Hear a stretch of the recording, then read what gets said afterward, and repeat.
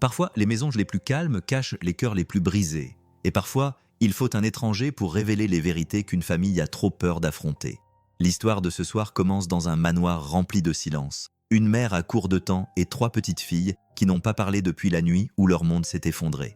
Mais lorsqu'une personne inattendue franchit leur seuil, tout commence à changer d'une manière que personne n'aurait pu prévoir. Restez avec moi, car ce n'est pas seulement une histoire sur la guérison. C'est une histoire sur la façon de retrouver les personnes que vous aimez avant qu'il ne soit trop tard. Le premier son n'était pas une voix. C'était le tapotement rythmé et sec d'un stylo frappant une table de conférence polie. Régulier, froid, presque chirurgical. Puis vint le bourdonnement sourd d'un climatiseur surchargé poussant de l'air recyclé à travers les bouches d'aération du plafond. Une seconde plus tard, une voix féminine claire, nette et professionnelle résonna dans la pièce. « Si les filles ne s'améliorent pas dans les 90 jours, dit l'assistante sociale, nous devrons intervenir. Et vous, si vous n'aviez que 90 jours pour recoller une famille brisée, vous commenceriez par quoi? Dites-le en commentaire. » Elena Val ne scia pas. Elle était assise, impassible, à la tête de la longue table en verre, les mains soigneusement jointes, comme elle l'avait fait lors de milliers de négociations au conseil d'administration. Mais son pouls battait sous sa peau comme jamais aucune OPA hostile ne l'avait fait. Elle avait la gorge sèche et serrée, et elle n'arrêtait pas d'entendre ce chiffre 90 jours comme un tic-tac d'horloge juste derrière son oreille. En face d'elle était assise le docteur Kaplan, une psychologue pour enfants à la voix douce, à peine âgée de plus de 30 ans. Et à côté d'elle, l'employé des services sociaux dont la voix dégageait une telle certitude qu'elle ne laissait aucune place à l'émotion. Le docteur Kaplan s'est éclairci la gorge. Elena, Lily, Nora et June ne sont pas seulement silencieuses, elles se replient complètement sur elles-mêmes. Leur régression verbale dure depuis 18 mois. Si aucune amélioration significative n'est constatée dans les 90 prochains jours, les services sociaux devront envisager une surveillance supplémentaire. Peut-être a-t-elle cessé de choisir ses mots avec soin. Peut-être l'introduction d'un tuteur secondaire. Tuteur secondaire. Cette phrase la frappa comme un coup physique. Elena s'efforça de garder une voix calme. « Vous suggérez que je ne suis pas apte à élever mes propres filles. » « Non, » répondit immédiatement le docteur Kaplan. « Nous disons qu'un traumatisme aussi profond nécessite une présence émotionnelle constante et pas seulement un soutien financier. Elles ont besoin de sentir que quelqu'un est à leur côté. Et pour l'instant, ajouta l'assistante sociale, ce n'est pas le cas. » Le silence était si lourd qu'Elena pouvait entendre le bourdonnement lointain de la circulation 15 étages plus bas, sur Madison Avenue. Son esprit dériva involontairement vers la dernière nuit où son mari était encore en vie. Le crissement strident des pneus, le verre brisé, les cris de ses filles qui appelaient en leur père jusqu'à en perdre la voix. Et après, le silence, la façon dont il envahissait la maison comme un brouillard, s'infiltrant dans chaque couloir, chaque souvenir, chaque respiration. Elles ne parlent qu'entre elles. Le docteur Kaplan poursuivit doucement, seulement à voix basse, seulement la nuit. Elena, elles ne guérissent pas. Elena appuya ses doigts sur ses tempes. À l'intérieur, une pensée familière résonna, amère comme le fer. Je n'ai pas le droit de m'effondrer. Je n'ai pas le droit de m'écrouler. Elle releva le menton. Je vais régler ça. Mais même elle ne croyait pas à ces mots. À des kilomètres de là, l'atmosphère passa de la tension silencieuse du bureau des services de protection de l'enfance à un autre champ de bataille, la salle du conseil d'administration. Ici, l'air était plus froid, plus dur, plus vif. Les membres du conseil ne prenaient pas la peine de cacher leur agitation. Des pages froissées, des ordinateurs portables ouverts, des stylos griffonnant sur du papier. Chaque bruit ressemblait à une accusation. Un membre senior du conseil se pencha en avant. « Elena, votre situation personnelle déteint sur l'entreprise. La presse tourne en rond. Les actionnaires sont nerveux et franchement, vos indicateurs de performance reflètent une certaine distraction. » Un autre intervint. « Val Urban ne peut pas se permettre une incertitude au niveau de la direction. L'évaluation du PDG aura lieu au prochain trimestre. » Il fit une pause juste assez longue pour laisser planer le sens de ses paroles. Elle pourrait être plus rigoureuse que d'habitude. Elle inspira lentement et délibérément. PDG à 32 ans, milliardaire à 35 ans. Et pourtant, elle se retrouvait ici, mise en garde comme une stagiaire qui serait arrivée en retard. « Je gère tout, » dit Elena. « Tout va bien, et l'accord avec Londres est en bonne voie. » Un troisième membre du conseil d'administration eut un rire sceptique. « Si vous êtes à Londres, ce qui n'est pas le cas. » Elle serra les mâchoires. Il ne savait pas que l'on venait de lui imposer un délai de 90 jours. Il n'avait pas besoin de le savoir. Elle refusait de leur donner ce moyen de pression. Après 45 minutes interminables, La réunion s'est terminée par des sourires crispés et une tension palpable. Elena est sortie, chaque pas résonnant dans le couloir comme un verdict. Sur le chemin du retour vers Westchester, le monde à l'extérieur de son SUV s'est estompé en vagues traînées floues. Le seul son clair était sa propre respiration, contrôlée mais tendue. Son assistante a pris la parole avec précaution depuis le siège avant. « Dois-je prévenir Londres que vous prenez l'avion demain ? Le contrat vaut plus d'1 milliard. Si vous ne vous présentez pas, je connais les chiffres, » dit Elena. « Alors, dois-je confirmer le jet ?» Un long silence s'installa, le genre de silence où chaque kilomètre parcouru semblait peser plus lourdement sur ses épaules. Puis, la voiture prit un virage, et là, il y avait le panneau d'affichage, haut de 10 étages. Une photo de son mari tenant les filles dans ses bras la semaine de leurs 2 ans. Son sourire était facile et chaleureux. Les filles riaient en tendant les bras vers lui. Une photo prise avant l'accident, avant que tout ce qui figurait sur cette image ne devienne un fantôme. Elena retint son souffle. Pas bruyamment, juste une petite inspiration aiguë qui lui serra douloureusement la poitrine. Son assistante cessa de parler pendant plusieurs minutes. Personne ne dit mot. Seul le bruit sourd des pneus sur l'asphalte remplissait l'espace. Finalement, Elena murmura « Je n'ai pas le luxe de m'effondrer. Pas maintenant. » L'assistante acquiesça, même si aucune d'elles ne croyait que ce soit aussi simple. Lorsque la voiture remonta la longue allée menant à sa propriété, la nuit était tombée. Les lumières de sécurité s'allumèrent, baignant les murs de pierre d'une faible lueur. Elle aurait dû avoir l'impression de rentrer chez elle. Ce ne fut pas le cas. La voiture s'arrêta. Le chauffeur sortit pour lui ouvrir la porte. L'air frais de la nuit transportait la légère odeur métallique du moteur du portail d'entrée. Le portail en fer forgé se referma derrière le SUV et le clic sec de la serrure résonna dans le silence. Clac! Le son retentit comme un coup de semonce. Le manoir se dressait devant elle. 12 chambres, 3 ailes, 2 hectares, mais aucun rire, aucun bruit de pas, aucune voix. Juste un silence caverneux si complet qu'il lui pesait sur la peau. Elena resta là, à regarder les fenêtres sombres, sentant ce silence s'infiltrer dans ses os. Et pour la première fois, elle se demanda ce qui se passait à l'intérieur de cette maison, que les services sociaux estimaient nécessaire d'intervenir. Le silence n'était pas vide, il cachait quelque chose. Et Elena avait 90 jours pour y faire face avant que tout ne lui échappe. Le manoir n'accueillit pas Elena. Il se contenta d'aspirer sa présence et de s'enfoncer davantage dans son propre silence.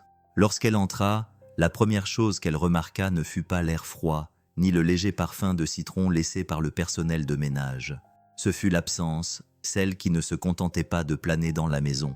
Elle y vivait, imprégnait chaque recoin, s'installait dans les tapis, s'accrochait aux murs. Ses talons claquaient sur le marbre, produisant un écho presque intrusif. À chaque pas dans le couloir, le son s'étirait dans le lointain et se dissolvait. Pas de bruit de pas en réponse, pas de petite voix, pas de bruissement de jouets, rien. Devant elle, Martha, avec son chignon gris soigneusement attaché et son tablier bien noué, sortit de la cuisine. « Bienvenue à la maison, mademoiselle Elena », dit-elle doucement. Elena acquiesça, mais quelque chose en elle se serra. La voix de Martha ne devrait pas être la première chose que j'entends quand je rentre chez moi auprès de mes 3 enfants. Elle ne le dit pas à voix haute.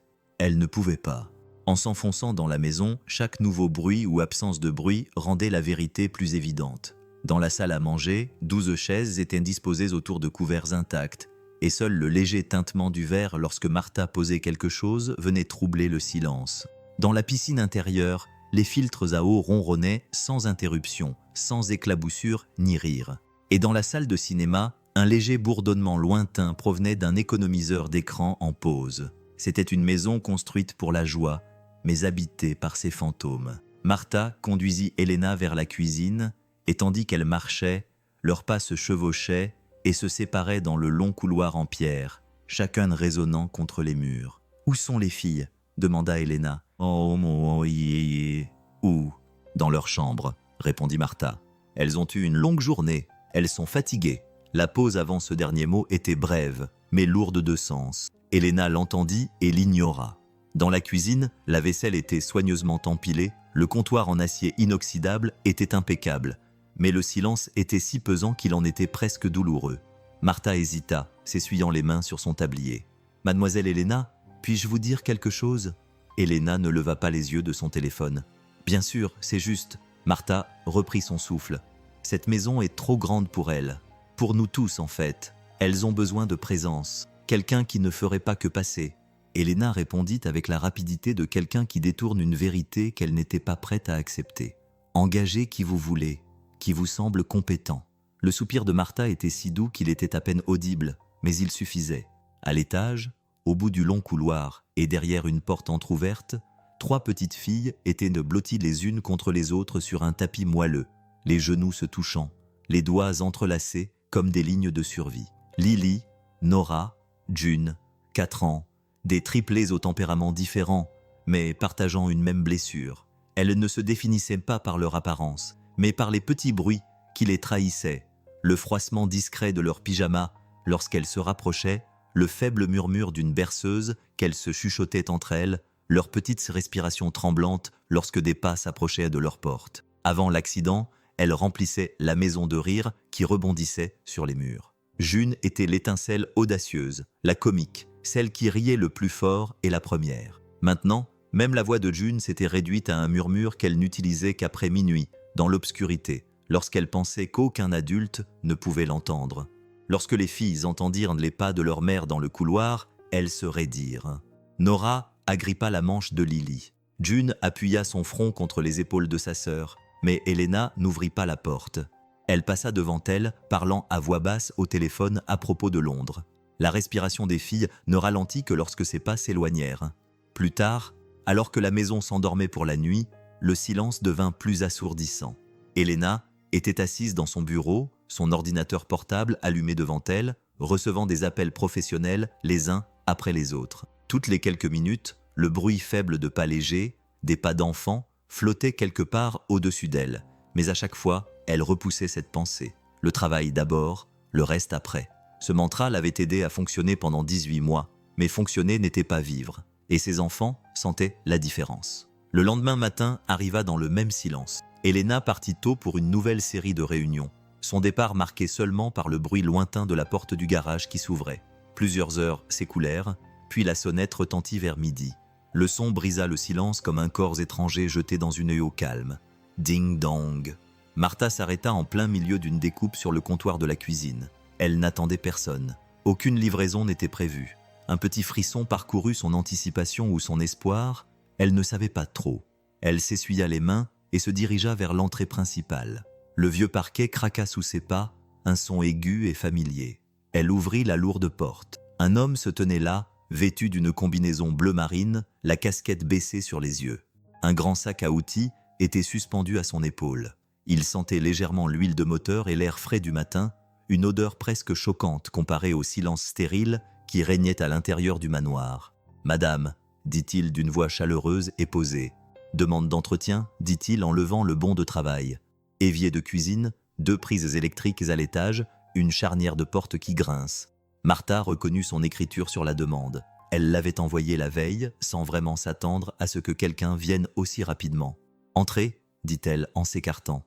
L'homme entra d'un pas lent et assuré, chaque pas solide, humain, réel. Dans la cuisine, il posa son sac à outils dans un léger cliquetis de métal contre métal, de clés, de vis qui roulaient. Les sons semblaient vivants dans une maison qui avait désespérément besoin de vie. Dans un coin de la pièce, 3 petites têtes apparurent. Lily, Nora, June. Elles ne parlaient pas, mais elles le fixaient du regard. L'homme les remarqua sans tourner la tête. « Bonjour », dit-il doucement. « Je suis juste venu réparer quelques petites choses. Pas de gros monstres aujourd'hui, je vous le promets. » Les filles ne répondirent pas. Elles se rapprochèrent les unes des autres, le regardant depuis l'ombre, comme 3 sentinelles silencieuses gardant leur petit monde. Martha retint son souffle. Elle le regardait, vraiment, ce qu'elle n'avait pas fait avec un étranger depuis 18 mois. Elena ne le savait pas encore. Elle ne le saurait pas avant plusieurs jours. Mais l'homme qui venait d'entrer dans sa cuisine, Mason Cole, était sur le point de changer chaque silence dans cette maison et chaque avenir qui y était lié. Le léger clic métallique du loquet de la boîte à outils de Mason qui se refermait résonna dans la cuisine. Un petit bruit, mais c'était la première rupture dans le silence du manoir.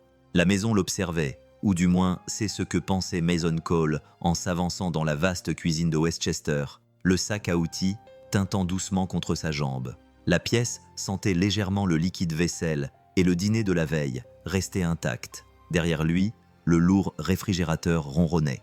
Au-dessus de lui, une ventilation cliquetait avec une persistance lassante. Mais le bruit le plus fort dans la pièce ne venait pas des appareils électroménagers. C'était le silence des 3 petites filles dans le coin. Elles étaient assises en tailleur sur un petit tapis près du garde-manger. 3 minuscules silhouettes serrées les unes contre les autres, comme si la peur seule les avait cousues ensemble. Pas un mot, pas un murmure. Seul le doux bruit du tissu qui bougeait lorsqu'une d'elles changeait de position. Martha se pencha vers Mason et lui dit à voix basse « Elles sont sensibles, ne fais pas de bruit brusque ». Mason acquiesça et baissa la voix. « D'accord ». Mais il ne tourna pas le dos aux filles comme si elles étaient invisibles. Il ne fit pas semblant de ne pas remarquer leurs regards qui le suivaient.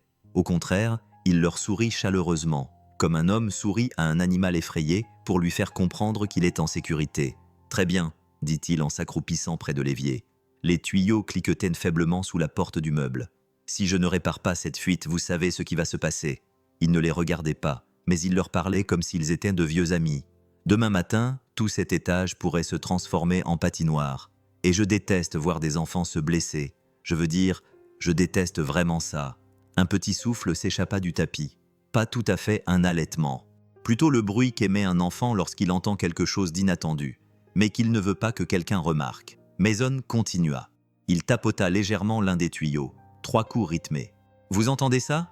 C'est le tuyau qui dit « Aidez-moi, monsieur. Je suis fatigué. » Martha esquissa un sourire. Elle avait vu des dizaines d'ouvriers passer par cette cuisine, des électriciens, des plombiers, des nettoyeurs, mais aucun d'entre eux ne parlait à la maison comme si elle était vivante, ni ne traitait les filles comme si elles faisaient partie intégrante de la pièce. Mason travaillait lentement, délibérément.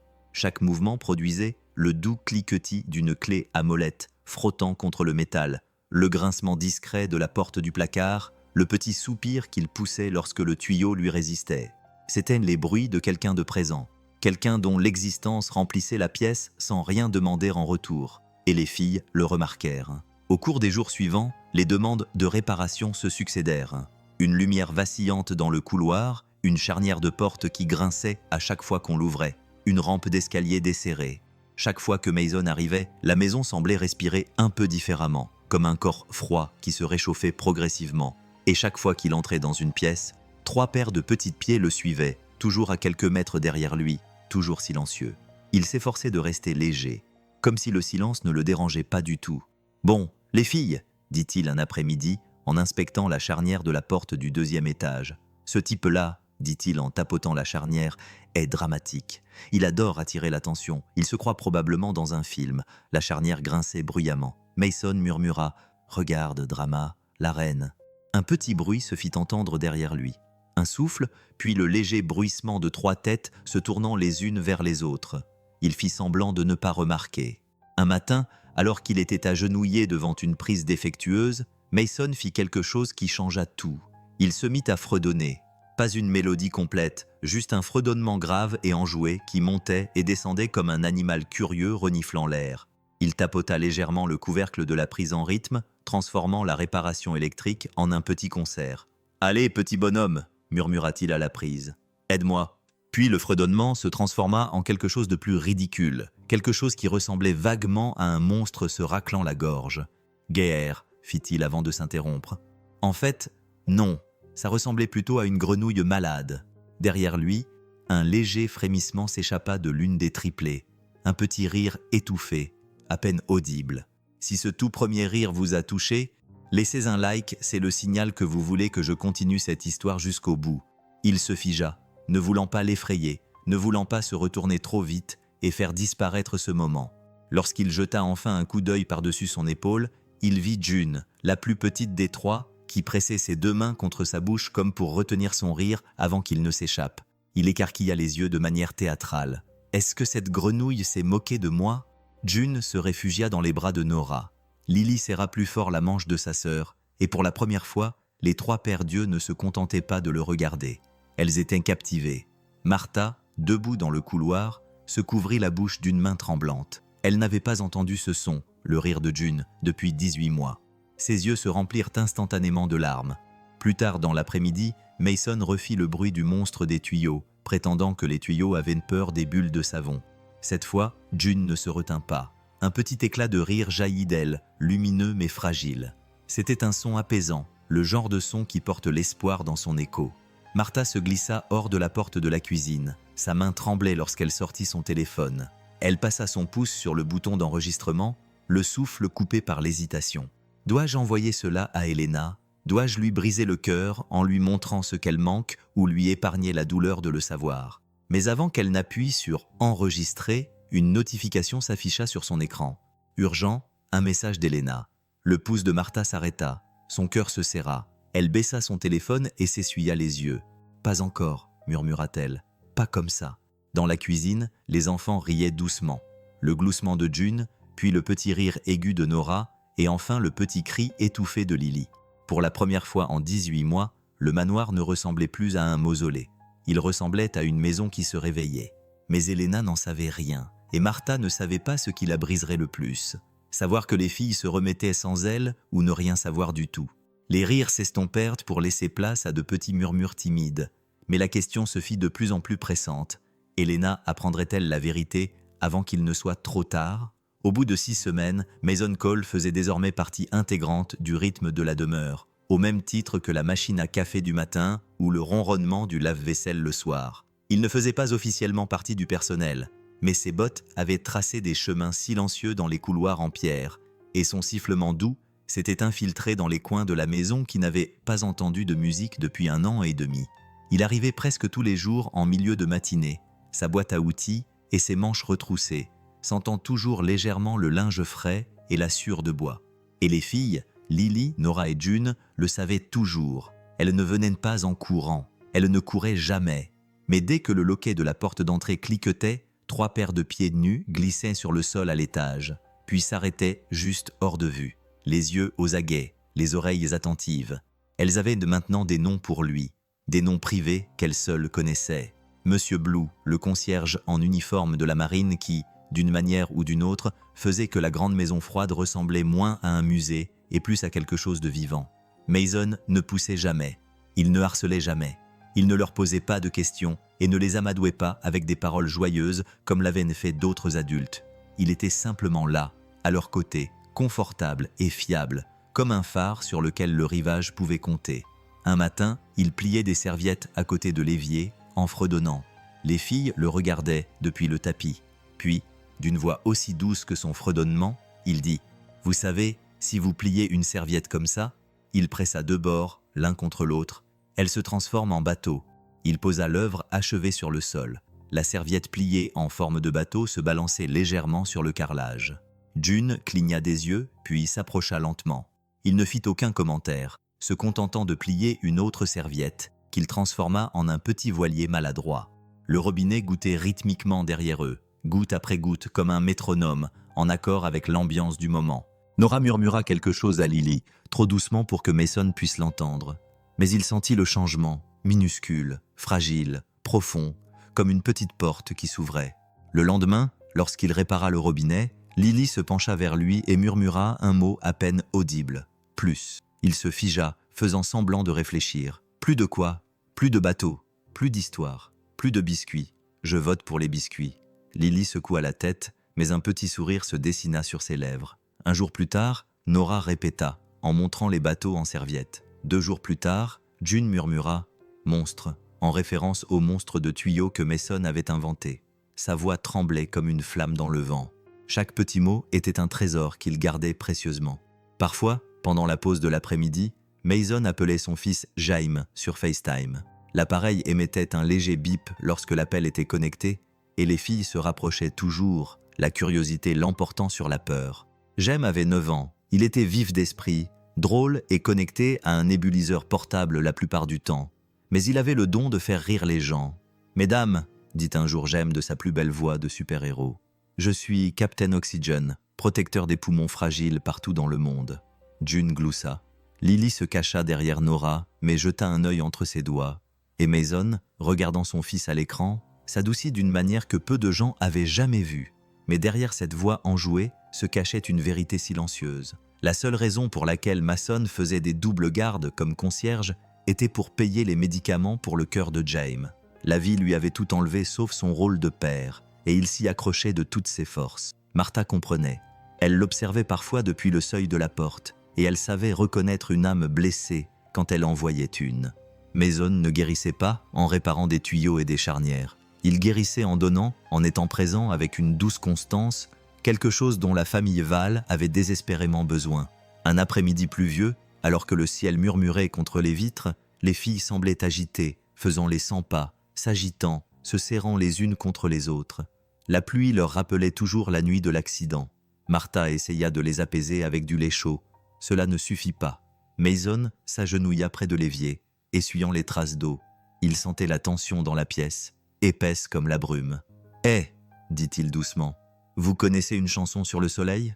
Les 3 petites têtes se tournèrent. « Elle est un peu vieille, ajouta-t-il, un peu ridicule, mais ma mère la chantait quand il y avait une coupure de courant pendant les orages. La pluie tapait à un rythme régulier à l'extérieur. Mason laissa échapper les premières notes, douces, fredonnées lentement, avant d'être chantées. « Tu es mon soleil, mon seul soleil. » Les filles le regardèrent sans cligner des yeux. « Tu me rends heureuse quand le ciel est gris. » June fit un pas de plus vers lui. « Tu ne sauras jamais, ma chérie, à quel point je t'aime. » Il ne les força pas. Il laissa le moment s'imprégner, laissa la pluie porter les mots à travers la cuisine. Finalement, douce comme un soupir, fragile comme un mouchoir en papier, June murmura la ligne suivante. Un écho brisé de ce dont elle se souvenait de la dernière nuit où son père les avait bordés. 3 secondes plus tard, Nora se joignit à elle, à peine un souffle derrière. Lily, dernière voix, tremblante, mais réelle. Martha se tenait juste à l'extérieur de la porte, une main agrippée au cadre, les larmes coulant sur ses joues. Après 18 mois, elle entendait à nouveau la chanson, non pas de mémoire, ni d'un enregistrement, mais des lèvres même des enfants. Lorsque la chanson s'est terminée, les filles n'ont pas bougé. Elles sont restées debout dans le silence qui a suivi, comme si elles avaient peur que parler brise la magie qui avait maintenu ce moment en vie. Puis June a murmuré à nouveau. Mason a souri, la gorge serrée. « Oui, ma chérie, encore. » Il la chanta 2 fois, puis 3 fois. À chaque fois plus fort, moins tremblant, un peu plus comme quelque chose qui revenait à la vie. Le soir même, Martha reçut un appel. Helena, vol tardif annulé, voyage à Londres reporté. Elle rentrait plus tôt que prévu, demanda Martha, la panique et l'espoir se disputant dans sa poitrine. Ce soir, répondit Helena, j'ai besoin d'être à la maison. Lorsque l'appel prit fin, Martha fixa l'horloge. Les filles fredonnaient encore les derniers mots de la chanson. Mason essuyait la vaisselle, les manches retroussées, inconscient de la tempête émotionnelle qui s'annonçait. Martha pressa une main contre son cœur. « Si Helena entre dans cette cuisine ce soir, » murmura-t-elle, la voix tremblante à la fois de peur et de désir, « tout changera pour toujours. Tout échangera pour... Le tonnerre gronda doucement au loin, comme si le monde se raclait la gorge avant une révélation. Le ciel au-dessus du domaine Val s'était calmé après la pluie, ne laissant derrière lui que le doux ruissellement de l'eau dans les gouttières et le sifflement lointain des pneus sur la chaussée mouillée. Helena sortit de la voiture avec l'impression que le monde entier avait été essoré comme une serviette trempée. Son corps était endolori après des heures passées à lutter contre les alertes des membres du conseil d'administration, les délais imposés par les services sociaux et sa propre culpabilité. Tout ce qu'elle voulait vraiment, c'était le silence. Mais ce soir-là, le silence ne l'accueillit pas. Alors qu'elle poussait la porte d'entrée, quelque chose d'inattendu se glissa dans le couloir. Un son, léger, brillant, impossible. Un rire. Ses talons se figèrent à mi-chemin. Elle pensa un instant qu'elle l'avait imaginé, comme les parents en deuil entendent parfois des échos fantômes. Mais cela se reproduisit. Un petit rire bouillonnant suivi de légers coups contre le sol en marbre. Des pieds nus, des pieds d'enfants, ses enfants. Helena retint son souffle.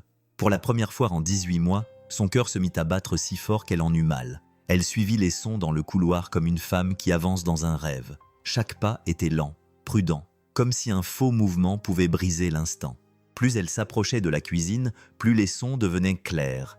Une voix grave, profonde et chaleureuse, chantant d'un ton si doux qu'il aurait pu bercer du verre. « Tu es mon rayon de soleil, mon seul rayon de soleil. » De petites voix se superposaient à la sienne. Le petit murmure de June, la voix tremblante de Nora, l'harmonie douce de Lily, à peine perceptible mais bien réelle. L'âme d'Helena trembla.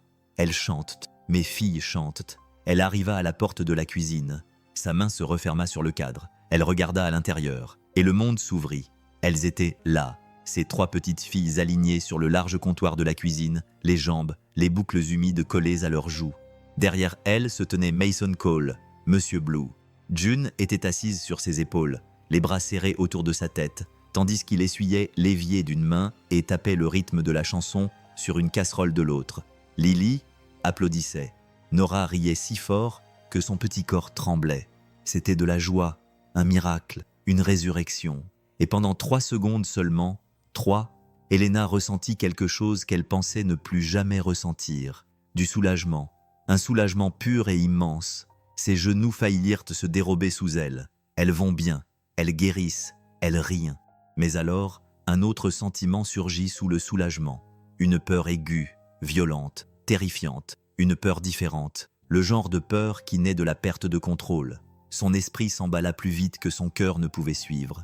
Ils rient grâce à lui. Ils n'ont pas besoin de moi. C'est un étranger. Je n'étais pas là. Les services sociaux vont penser 1000 pensées sombres qui s'empilent les unes sur les autres.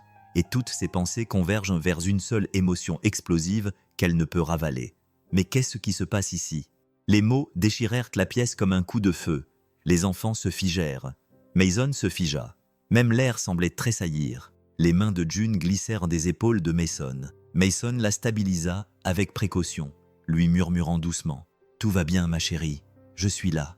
Mais Elena ne voyait que la façon dont June s'accrochait à lui, la façon dont ses filles le regardaient, confiantes, sans crainte, alors qu'elles ne l'avaient pas regardé ainsi depuis plus d'1 an. Quelque chose en elle se brisa. Ce qu'Elena répétait d'une voix brisée en éclats se passait dans cette maison. Martha se précipita depuis le garde-manger, le visage pâle. « Mademoiselle Elena ». Mais Elena leva la main, tremblante de rage et de peur. « Non, je veux qu'il réponde ». Mason asseya June avec précaution à côté de ses sœurs, bougeant lentement pour ne pas les effrayer. Il se redressa, calme, posé, imperturbable. Il s'essuya les mains sur une serviette. « Je réparais l'évier ». Elena éclata d'un rire déformé. « Tu réparais l'évier, c'est ça ? Tu es concierge, pas thérapeute ni nounou. » « Non. » June gémit. Elena s'arrêta net. Elle tourna brusquement les yeux vers sa fille dont les petites épaules tremblaient. Mason prit une lente inspiration. « Je n'ai pas dépassé les limites. Je ne les ai pas touchées, sauf pour les protéger. Elles m'ont suivi. Elles m'ont demandé de chanter. J'ai juste été gentil. »« Gentil ?» répéta Elena. « Tu penses que c'est ton rôle. Ce sont mes enfants. » Il n'éleva pas la voix. Il ne se défendit pas avec colère. Il dit simplement « Alors sois leur mère ». Ces mots la frappèrent plus fort que n'importe quelle embuscade dans une salle de réunion. Elena sentit sa gorge se serrer. Toutes les insécurités qu'elle avait enfouies, toute sa culpabilité remontèrent à la surface comme un torrent. « Tu penses que je n'essaie pas ?» murmura-t-elle d'une voix brisée. « Tu penses que je ne fais pas de mon mieux ?» Le visage de Mason s'adoucit, mais pas suffisamment. « Je pense, dit-il doucement, qu'elles ont besoin de cadeaux, pas de perfection. » La vérité la frappa si durement qu'elle réagit sans réfléchir. « Vous êtes virée !» haleta Elena. « Martha, s'il te plaît, fais-le sortir, » dit Elena d'une voix rauque. « Maintenant, avant que les services sociaux ne le découvrent, je ne vais pas laisser un concierge me remplacer. » Les filles poussèrent 3 petits cris à la fois, si faibles qu'ils étaient à peine audibles. Mais c'était indubitablement des pleurs. Nora s'accrocha à June. Lily se couvrit les oreilles. Quant à Mason, il ne discuta pas, il ne supplia pas, il n'essaya pas de se défendre à nouveau. Il se contenta de rassembler ses outils, chaque cliquetis métallique résonnant comme un petit adieu. Il se dirigea vers la porte arrière, ses bottes faisant un léger bruit. Sur le seuil, il s'arrêta et se retourna. Pas vers Elena, mais vers les filles. « Prenez soin de vous, petit rayon de soleil », murmura-t-il. La porte arrière se referma derrière lui avec un dernier clic sourd. Clac. Et immédiatement, instantanément, la maison redevint silencieuse. Pas un silence paisible, un silence de mort. Un silence qui engloutissait la chaleur, un silence qui écrasait les rires, un silence qui comprimait les poumons d'Elena jusqu'à ce qu'elle puisse à peine respirer. Ses filles fixaient le sol, leur corps recroquevillé comme des fleurs se refermant la nuit. Et Elena, debout au milieu de la cuisine, ressentit tout le poids de ce qu'elle venait de détruire en 10 secondes. Les filles ne diront pas un mot, pas un seul. Elles s'éloignèrent simplement d'elle, 3 petites ombres glissant hors de portée. Et le silence hurla plus fort que n'importe quelle accusation. Cette nuit-là, le manoir semblait plus froid qu'en hiver, non pas à cause de la température, mais à cause du retour soudain du silence. cet ennemi familier qui s'était glissé dans les murs dès que Mason était sorti. Le dîner resta intact. Les verres de lait restèrent pleins. 3 petits bols de macaroni refroidirent sous les lumières de la cuisine jusqu'à ce que le fromage durcisse.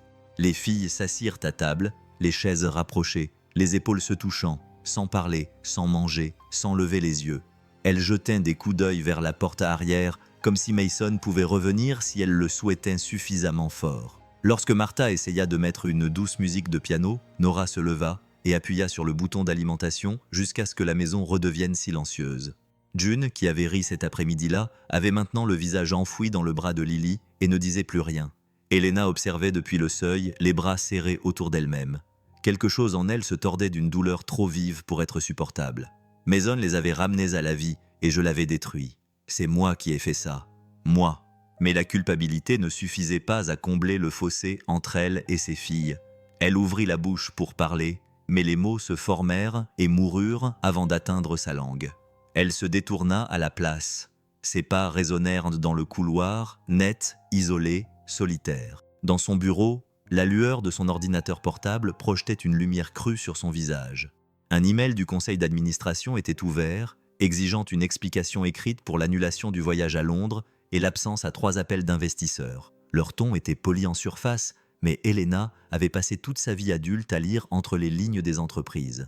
Il doutait d'elle, et elle doutait d'elle-même. Avant qu'elle n'ait pu taper un seul mot, son téléphone vibra. Dr Kaplan. Elle le laissa sonner 1 fois, 2 fois. À la 3e sonnerie, elle répondit. Elena, la voix du Dr Kaplan était douce mais ferme, le ton de quelqu'un qui se prépare à maintenir une blessure ouverte juste assez longtemps pour l'examiner. Martha m'a appelé tout à l'heure. Je comprends qu'il y a eu un incident. Elena fixa ses mains tremblantes. Je l'ai renvoyé. Pourquoi ? Parce qu'il a dépassé les bornes. Elle craqua, puis sa voix se brisa. Parce qu'il chantait avec lui, riait avec lui. Ce n'est pas vrai. Elle déglutit. Pas pour moi. Le traumatisme ne choisit pas les attachements qui lui conviennent. Le docteur Kaplan dit qu'il choisit la sécurité quand il la trouve. Ce concierge ne devrait pas être celui qui assure la sécurité. Est-ce que vraiment le problème ? Ou est-ce la peur qu'il ait réussi là où vous avez échoué ? Elena se raidit. Un long silence s'installa entre elles. Puis, le docteur Kaplan a ajouté doucement. Il ne s'agit pas de vous remplacer, mais les enfants ressentent l'absence aussi fortement que la présence. Elles ont besoin de vous avec elles, pas seulement près d'elles.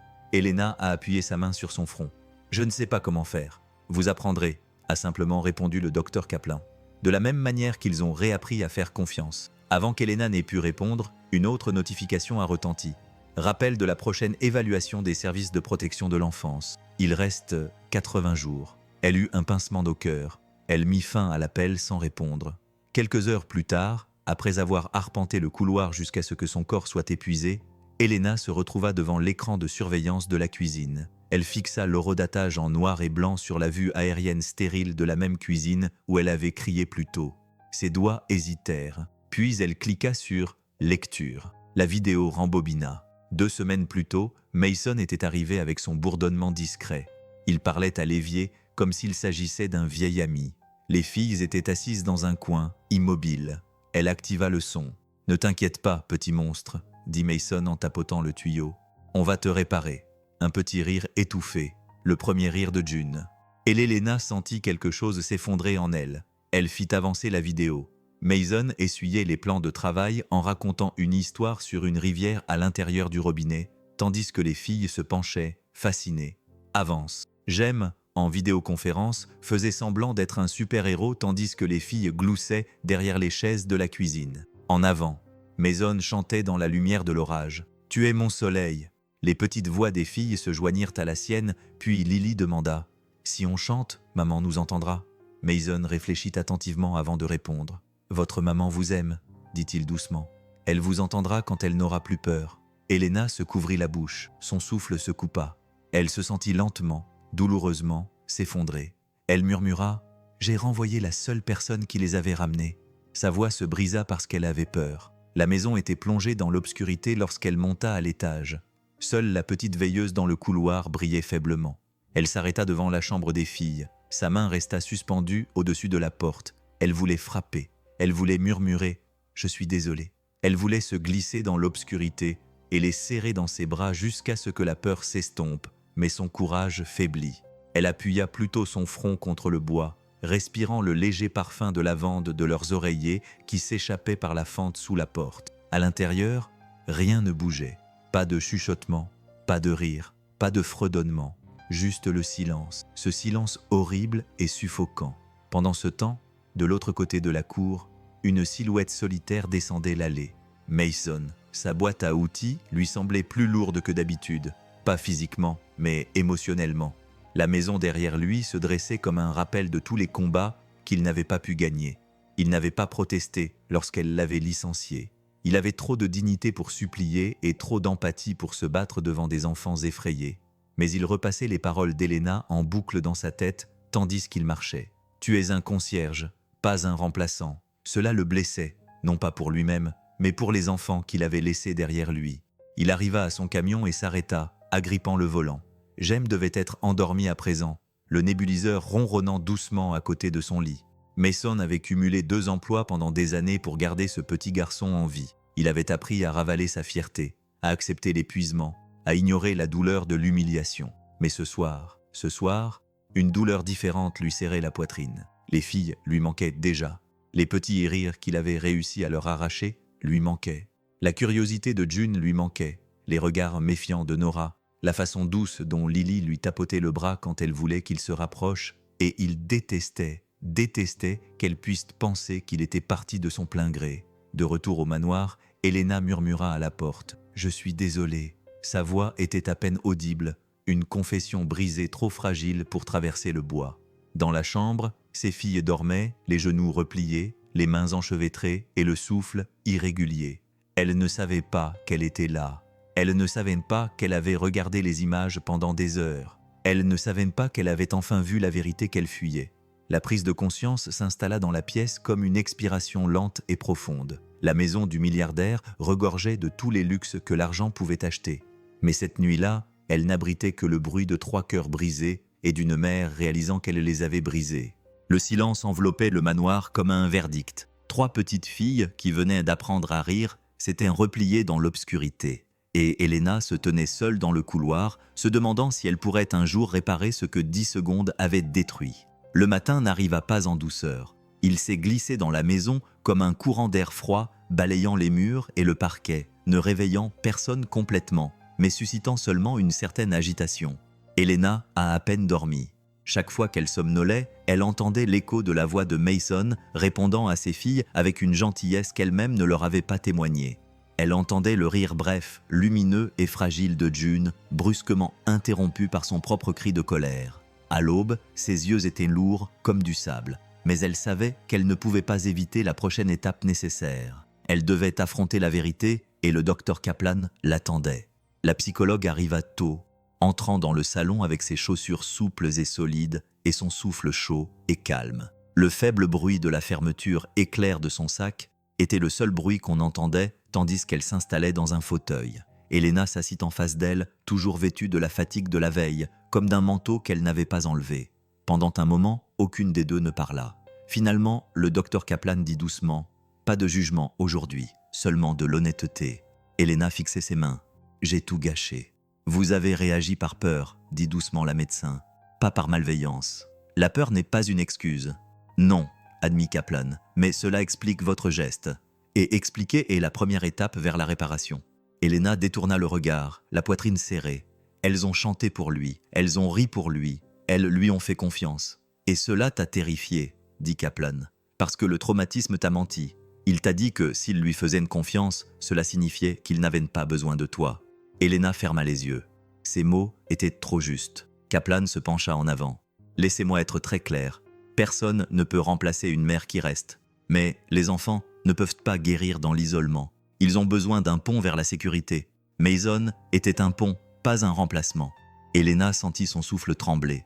Kaplan ajouta doucement « Mais maintenant, ce pont a disparu. » Ces mots la transpercèrent. « Je dois réparer ça, » murmura Elena. « Oui, » répondit Kaplan. « Et vos filles ne sont pas les seules personnes à qui vous devez parler. » Une demi-heure plus tard, Elena se tenait devant sa porte d'entrée, son manteau jeté sur les épaules, les clés à la main.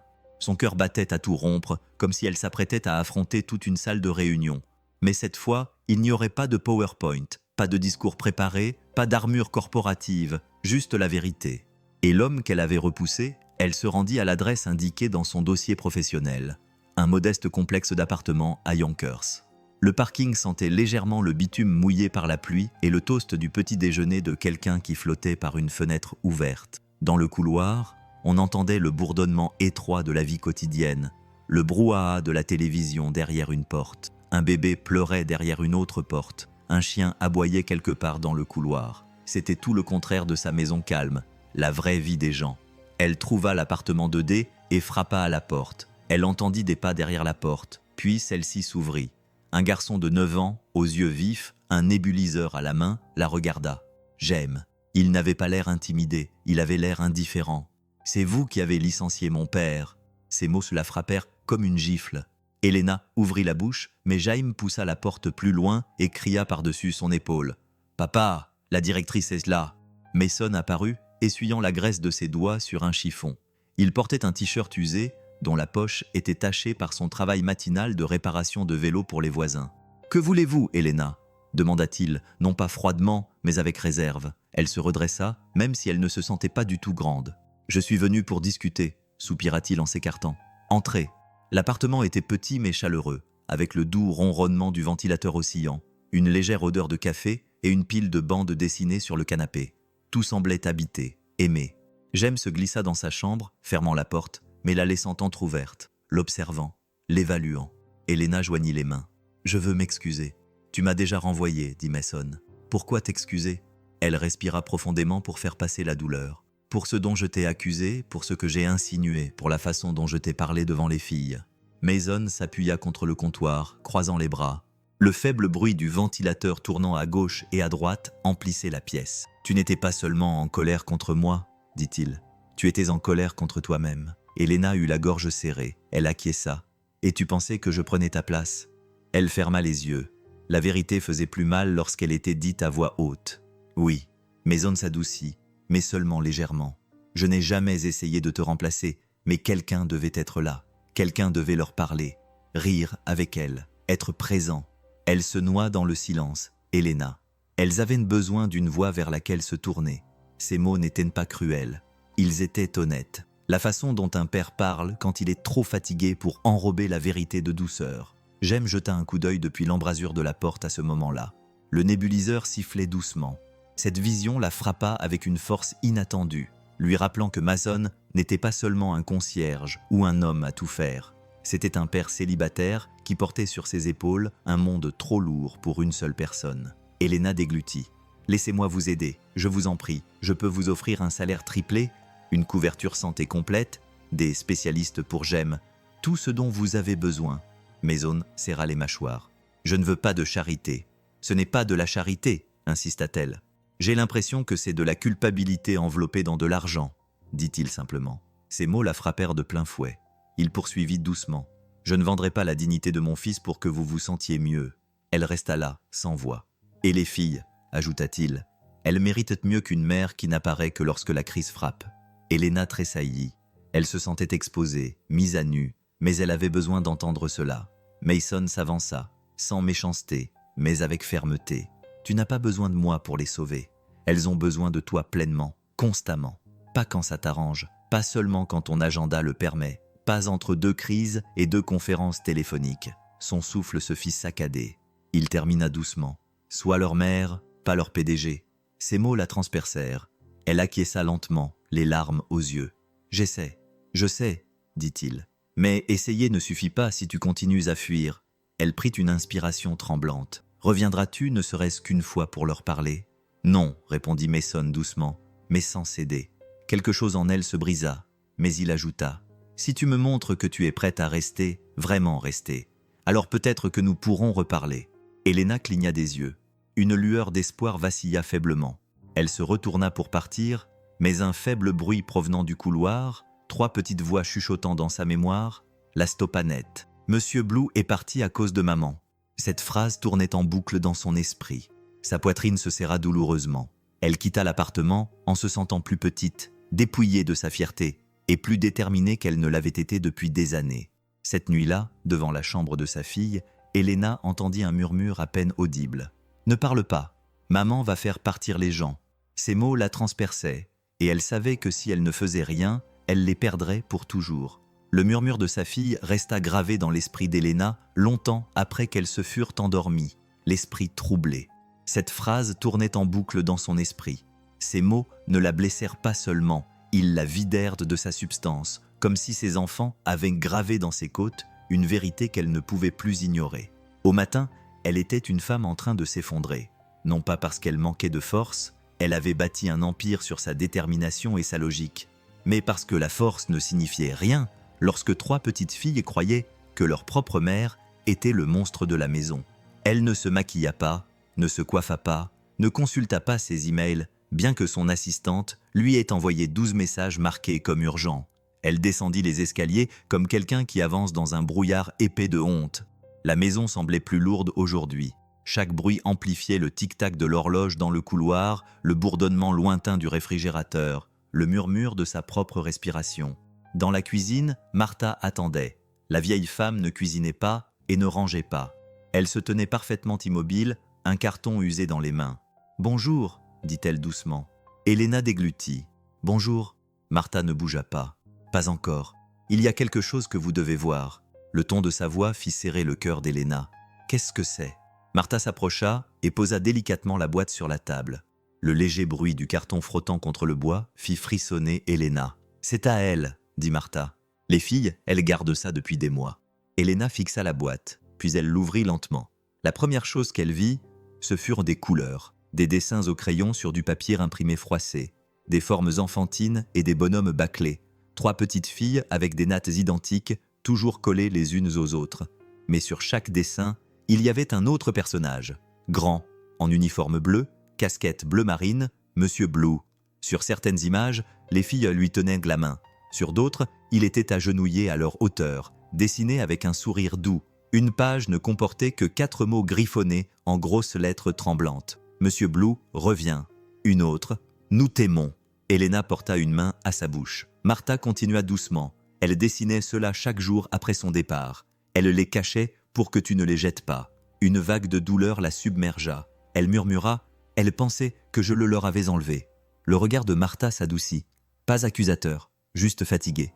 Elles ont perdu tellement de choses, Elena.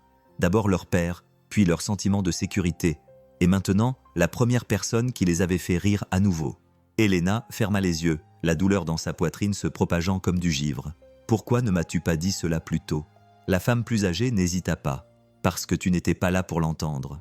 La vérité était une lame douce, précise, dévastatrice. Elena expira, tremblante. Je dois arranger cela. Je sais, dit Martha, et je pense savoir par où commencer. 30 minutes plus tard, Elena était de nouveau dans sa voiture. Aucune destination enregistrée, aucun assistant, aucun emploi du temps. Juste une petite boîte en carton sur le siège passager et un seul nom dans son esprit. Mason. Elle n'avait pas appelé à l'avance. Elle n'avait pas répété. Elle avait laissé son instinct la guider jusqu'à Yonkers. La porte de l'appartement s'ouvrit plus rapidement cette fois-ci, comme si Mason avait senti qu'elle reviendrait et s'y était préparée. Il n'avait pas changé, mais elle, oui. Ses yeux étaient rouges, gonflés par une nuit sans sommeil. Sa voix n'avait plus rien de l'autorité claire d'une PDG. Elle semblait humaine, fragile. « Mason, commença-t-elle, je suis venue vous donner ceci. » Elle lui tendit la boîte. Il hésita, puis la prit délicatement et l'ouvrit. Son visage changea instantanément. Il vit les dessins, les mots griffonnés, les petites empreintes de mains sur les bords. Il ne dit rien, mais son souffle devint irrégulier. La voix d'Elena se brisa. Elle t'adore en plus que je ne le pensais, plus que je ne voulais bien l'admettre. Il referma la boîte délicatement, comme si elle contenait quelque chose de vivant. « Je ne te demande rien aujourd'hui, continua-t-elle. J'ai juste besoin de te dire la vérité. » Elle prit une longue inspiration, douloureuse. « Mon mari est mort il y a 18 mois. Mes filles ont assisté à la scène et depuis, je fuis cette nuit-là. Je me suis plongée dans le travail pour ne rien ressentir. Ni chagrin, ni peur, ni culpabilité. » Sa voix s'abaissa, et je pensais que si je restais occupée assez longtemps, mes filles guériraient peut-être d'elles-mêmes. Mais ce ne fut pas le cas. Leur état empira. Et quand elles ont commencé à te faire confiance, cela m'a rappelé tout ce que je ne leur donnais pas. Mason serra les mâchoires, mais sans méchanceté. « La peur m'a rendue cruelle, admit Elena. » Il ne l'interrompit pas. Elle baissa les yeux vers ses mains. J'ai regardé les images de vidéosurveillance. J'ai entendu tout ce que vous avez dit et tout ce qu'elles vous ont dit. » À ces mots, les yeux de Mason s'embrumèrent d'inquiétude, mais elle secoua la tête. « Non, vous étiez gentil, patient, honnête. Vous leur avez dit que je les aimais. Tu leur as dit que j'avais peur. » Il expira lentement. Elle s'approcha, la voix tremblante. « Je veux que tu comprennes que je n'avais pas peur de toi. J'avais peur. Ils n'avaient pas besoin de moi. » Un silence lourd mais sincère s'installa entre eux. Finalement, Mason prit la parole. « Je n'ai jamais voulu qu'ils choisissent entre nous. Je sais, » murmura-t-elle. « Et je ne suis pas un héros, » ajouta-t-il, presque sur la défensive. « Je suis un concierge qui essaie de payer les frais médicaux de ses enfants. » Elle secoua la tête, les larmes aux yeux. « Tu es un homme qui a montré à mes filles ce qu'est la sécurité, et je t'en suis reconnaissante. » Pour la première fois, il détourna le regard, déglutissant péniblement. Après un moment, il dit doucement « Je ne savais pas que tu avais perdu ton mari comme ça. La plupart des gens ne le savent pas non plus, » admit-elle. « Je n'ai jamais laissé personne s'approcher suffisamment pour le savoir. » Il passa son pouce sur l'un des dessins. « Les traumatismes changent les gens. »« La gentillesse aussi, » dit-elle. Ces mots s'installèrent entre eux. Il expira lentement. « Je vais réfléchir à revenir, mais je ne le ferai que si tu es vraiment là, pleinement, pas à moitié présente. Pas seulement quand ton agenda le permet. Je comprends, dit Elena. Et je suis d'accord. » Il acquiesça d'un signe de tête. « Donne-moi une semaine, j'ai besoin de temps. » Une semaine lui semblait une éternité, mais elle l'accepta. Elle retourna à sa voiture, le poids de ses mots lui serrant la poitrine. « Si tu veux récupérer tes filles, tu dois être là pour elles maintenant. Pas plus tard, pas un jour, maintenant. » Ce soir-là, lorsqu'elle rentra chez elle, elle monta les escaliers jusqu'à la salle de jeu où ses filles étaient assises en petits cercles sur le tapis, se balançant légèrement comme le font les enfants lorsqu'ils essaient de ne pas se sentir abandonnés. Elles ne levèrent pas les yeux. Elena s'agenouilla à côté d'elle. Sa voix était douce, incertaine, sincère. Maman a retrouvé Monsieur Blue. 3 têtes se levèrent d'un coup. L'espoir jaillit, vacilla, puis s'éteignit. Elles se détournèrent à nouveau, mais le silence qui suivit porta le chagrin comme un lent soupir. Elles ne la croyaient pas, et elles avaient peut-être toutes les raisons de ne pas la croire. Elena regarda ses filles, réalisant la vérité. Les mots ne suffiraient pas à les reconquérir. Les cadeaux, oui, mais elle n'avait pas beaucoup de temps. La semaine qui suivit lui parut aussi longue qu'une vie entière. Non pas parce que le temps passait lentement, au contraire, les jours se confondaient les uns avec les autres, mais parce que chaque heure exigeait une décision qu'Elena avait évitée pendant 18 mois. Rester ou partir. Il n'y avait pas d'autre option. Elle commença modestement. Le premier matin, au lieu de partir avant le lever du soleil, elle se força à rester. Elle fit du café, brûla la première cafetière et s'assit à la table de la cuisine avec un livre qu'elle avait pris dans la salle de jeu, un livre d'images pour enfants sur la plomberie. Elle le lut à haute voix, sans s'attendre à avoir un public, juste pour remplir l'air de quelque chose d'autre que de la culpabilité. Les filles ne s'approchèrent pas, mais elles restèrent derrière la porte, 3 ombres silencieuses, écoutant la douce cadence de sa voix. Cela en soi lui semblait monumental. Le 3e matin, elle apporta un 2e livre, celui-ci sur la construction de maisons. Elle s'assit par terre au lieu de s'asseoir à table, les jambes croisées, laissant son pantalon de créateur se froisser.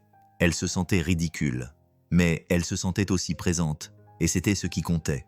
Pendant ce temps, la pression du monde extérieur ne faisait que s'intensifier. Un message d'urgence du conseil d'administration s'afficha sur son téléphone. Voyage à Singapour requis. Obligatoire la semaine prochaine. Un autre accord en péril. Les investisseurs menaçaient de se retirer. Sa présence était requise. Le CPS suivit avec un rappel stérile. Réévaluation dans 71 jours. Chaque notification était comme une pierre qui s'empilait sur ses épaules, la ramenant vers la femme qu'elle était avant d'être PDG, avant d'être mère, quand cela l'arrangeait. Mais chaque soir, en passant devant la chambre de la petite fille, elle entendait de petits murmures. Pas encore des mots, juste des échanges haletants, empreints de peur. Papa est parti, Monsieur Blue est parti, maman part aussi. Et comme elle est plus fragile que les autres, si on lui parle encore, elle disparaîtra. Elena s'arrêtait devant la porte, la paume appuyée contre le bois, essayant de ravaler la douleur qui lui montait à la gorge. Elle voulait ouvrir la porte, les serrer dans ses bras, leur expliquer. Mais elle ne pouvait se résoudre à faire irruption dans leur monde fragile comme une tempête. Au lieu de cela, elle restait dehors et pleurait en silence, des larmes qu'elle ne laissait personne voir. Le 4e jour, Martha l'abordait dans la cuisine. La voix de la femme plus âgée était douce mais ferme. « Tu vas mieux, Elena. Mais ils ne savent pas combien de temps tu vas rester cette fois-ci. » Elena croisait son regard. « J'essaie. Je sais, » dit Martha d'un ton plus doux. « Mais essayer n'est pas la même chose que choisir. » Cette phrase faisait écho à quelque chose que Mason avait dit. « Montre-toi. Reste. Choisis-les. » Plus tard dans l'après-midi, les services sociaux envoyèrent un nouveau courriel, demandant cette fois-ci une mise à jour préliminaire. Elena tapa 3 mots. « Je travaille sur ma présence. » Elle les effaça. Elle tapa « Nous progressons ». Elle effaça à nouveau. Finalement, elle ferma complètement son ordinateur portable. Aucune phrase ne pouvait résumer le chaos qui régnait en elle.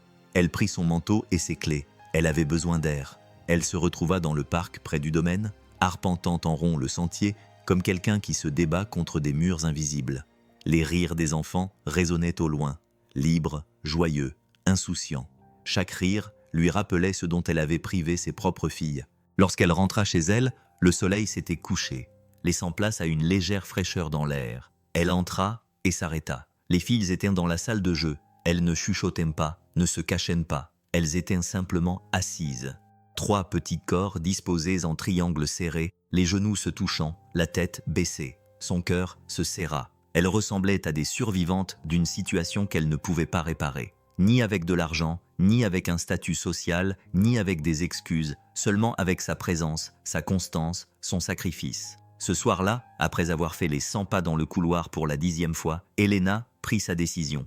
Elle appela d'abord son assistante. « Annule tous les voyages pour les 90 prochains jours. » Il y eut un silence stupéfait. « Elena, le voyage à Singapour, je n'y serai pas. » L'assistante semblait horrifiée. Le conseil d'administration, ils peuvent convoquer une réunion d'urgence. Ils invoqueront la clause de révision du PDG. Ils pourraient voter pour ensuite les laisser voter, dit Elena doucement. Mais je ne quitterai pas New York. Un autre long silence, puis une compréhension silencieuse. Ensuite, elle envoya elle-même un email au conseil d'administration. Pendant les 90 prochains jours, ma priorité sera mes filles. J'assisterai à toutes les réunions virtuellement. Si cela nécessite un vote, programmez-le. Je ne monterai pas dans un autre avion tant que mes filles ne seront pas en sécurité. Elle appuya sur « Envoyer » avant de perdre son sang-froid. Elle avait l'impression de sauter d'une falaise. Mais pour la première fois en 18 mois, elle se moquait de l'endroit où elle atterrirait, tant que ses filles ne tombaient pas avec elle. Le lendemain se déroula tranquillement. Elle resta près d'elle, les aida à préparer le petit déjeuner, s'assit dans la salle de jeu, même si les filles l'ignoraient, et leur lut d'autres livres d'images sur les tuyaux, les maisons et la petite clé à molette courageuse. Elle faisait encore des erreurs. Elle n'était ni douce ni gracieuse, mais elle resta. Elle était en train de lire lorsque son téléphone vibra, un numéro qu'elle reconnaissait désormais, un numéro qu'elle espérait sans l'admettre. « Mason », répondit-elle immédiatement. Aucun des deux ne parla pendant plusieurs secondes, seulement des respirations douces aux 2 bouts du fil. Finalement, il dit « J'ai entendu dire que tu avais annulé Singapour. Oui, c'est un gros risque. Pour les bonnes raisons. » Un autre moment de silence. Son cœur battait à tout rompre. Puis le ton de Mason changea, s'adoucit, comme s'il pesait quelque chose d'important. « Je passerai ce soir pour discuter, pour voir par moi-même. » Un tel soulagement l'envahit qu'elle faillit s'asseoir. « Merci, » murmura-t-elle. « Ce n'est pas un entretien d'embauche, prévint-il. Je viens voir si tu es vraiment là. »« Je sais, » dit-elle doucement. « Très bien alors, » murmura-t-il. « Ce soir. » Lorsque l'appel prit fin, Elena fixa l'écran, le souffle tremblant, mêlé d'espoir, de peur et de quelque chose qui ressemblait dangereusement à de la foi. Elle monta à l'étage et jeta un œil dans la salle de jeu. Les filles étaient toujours assises en triangle, leurs murmures doux s'entremêlant. Elle s'agenouilla à côté d'elle. « Les filles, » dit-elle doucement. « Maman fait de son mieux, et ce soir, quelqu'un de spécial va venir. » 3 petites têtes se levèrent lentement, l'espoir vacillant comme la flamme fragile d'une bougie. « Monsieur Blue, » murmura June.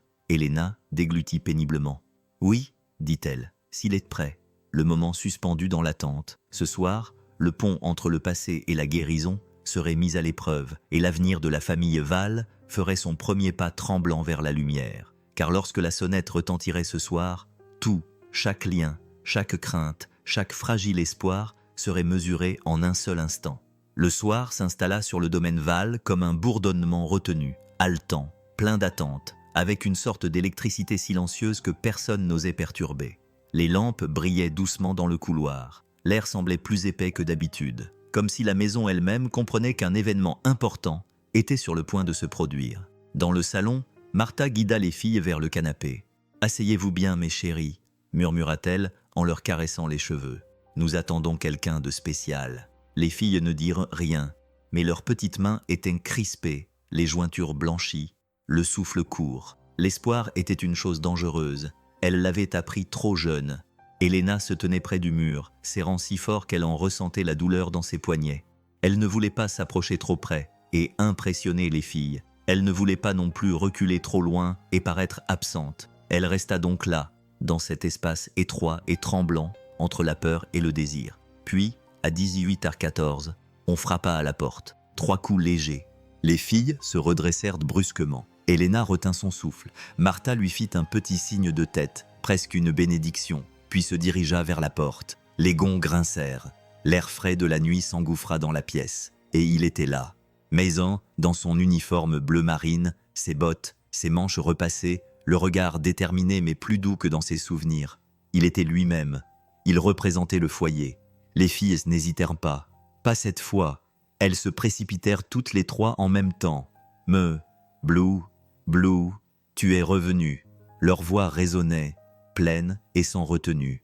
Le son remplissait chaque recoin vide de la maison, rebondissant sur les murs qui s'étaient habitués au silence. Mason tomba à genoux si vite que sa boîte à outils tomba derrière lui.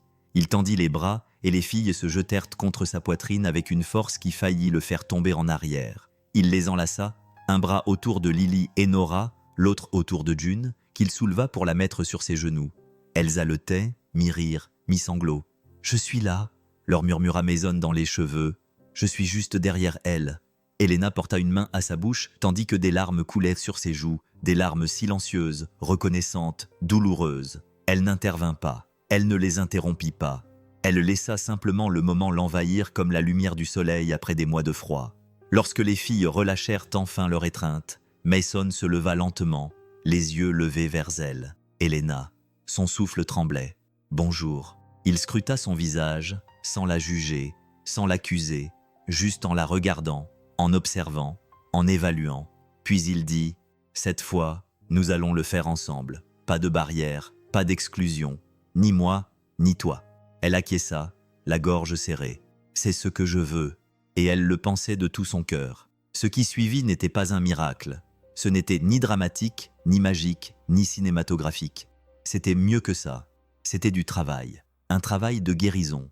Et cela se produisit dans de petits moments humains, éparpillés au fil des jours, comme de minuscules lanternes qui les guidaient l'un vers l'autre. Mason introduisit un nouveau jeu le premier soir, le jeu des sons. Il tapota doucement une casserole. « Ping ! C'est joyeux !» dit-il, « comme quand tu cours dehors et que tu sens l'odeur des crêpes. » Il tapota la table en bois. « Thank ! C'est de la frustration. Comme quand tu veux parler, mais que les mots se cachent. » Il claqua des doigts une fois. « Clic ! C'est de la peur. Petit, rapide, comme une ombre qui bouge. » Les filles écoutaient, fascinées. Puis, Lily tapota timidement son genou, tap-tap, et murmura. Triste. Mason sourit doucement.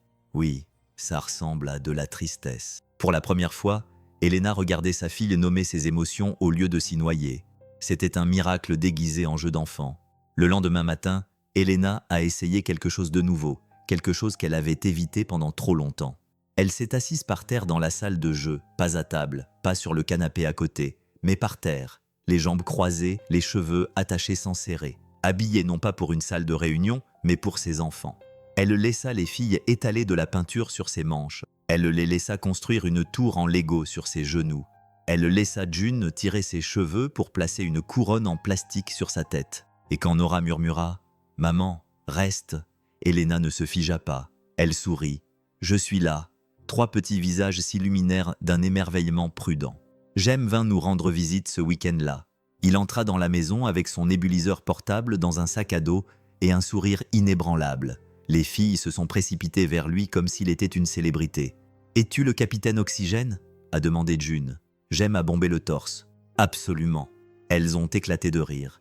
Elena se tenait dans l'embrasure de la porte et regardait Mason s'agenouiller pour ajuster le tube respiratoire de Jem. Ses mains étaient fermes. Quelque chose s'est relâché dans sa poitrine. Un fil trop serré depuis trop longtemps. L'appartenance, c'était le mot. Ce n'était pas le chaos. Ce n'était pas une intrusion. C'était une famille qui se formait en temps réel, pièce par pièce, dans les fissures où le chagrin s'était suffisamment adouci pour laisser entrer une nouvelle lumière. Pendant ce temps, le conseil d'administration n'était pas vraiment enthousiaste. Elena assistait à toutes les réunions à distance. Elle était assise dans son salon, les filles jouaient un derrière elle, Mason réparait quelque chose tranquillement dans un coin, Jem dessinait des super-héros sur des bouts de papier. Lors d'une réunion, un membre du conseil d'administration a déclaré avec mépris « Nous dirigeons une entreprise qui vaut 1 milliard de dollars, pas une crèche. » Avant qu'Elena n'ait pu répondre, une autre voix s'est élevée, celle de l'un des actionnaires les plus anciens et les plus riches. « J'investis dans les gens, pas dans les machines », a-t-il déclaré. Un leader qui s'impose à la maison est un leader qui s'impose en cas de crise. Laissez-la tranquille. Ce n'était pas l'immunité, ce n'était pas une victoire, mais c'était suffisant. Assez pour gagner du temps, assez pour lui permettre de continuer à choisir ses filles. Les jours se sont estompés dans un nouveau rythme.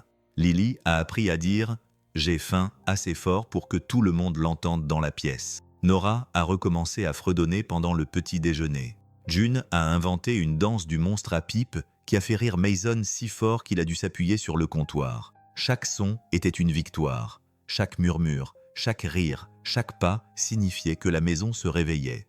Un soir, juste au moment où le soleil se couchait derrière les arbres, la sonnette retentit, les services sociaux, leur évaluation finale. Mason jeta un coup d'œil à Elena et lui fit un signe de tête rassurant. Elle inspira brusquement. Ça y était. L'anticipation envahit la pièce. Tout le travail, toute la croissance, tous les pas hésitants vers la guérison allaient maintenant être évalués. Non pas en fonction de la richesse ou de la réputation, mais en fonction de ce que la famille Val avait appris sur l'amour. L'assistante sociale ouvrit son dossier, écoutant, observant, attendant lentement, et l'avenir de la famille se jouait dans l'espace entre deux battements de cœur. Le matin arriva dans un silence, non pas le silence effrayant qui avait longtemps plané sur la maison d'éveil, mais un silence chargé d'anticipation, comme l'air avant le lever du rideau.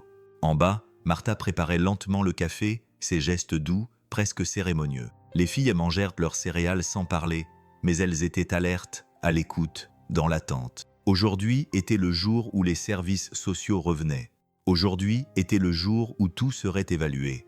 Elena se déplaçait dans la maison avec une assurance qu'elle avait acquise à la dure. Elle faisait encore des erreurs. Elle n'était pas guérie comme par magie, mais elle était là, pleinement, constamment.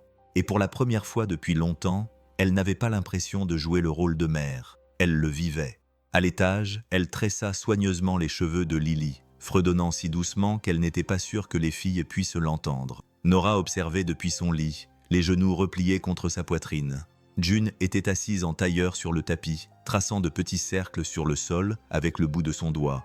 Aucune d'entre elles ne parlait, mais aucune ne sursauta lorsqu'elle leur toucha l'épaule. C'était déjà un progrès en soi. En bas, la sonnette retentit dans la maison silencieuse. Ding-dong, un son qui autrefois lui inspirait la terreur. Aujourd'hui, il provoquait un soupir collectif. L'assistante sociale entra avec un sourire chaleureux et un bloc-notes tenu négligemment à la main.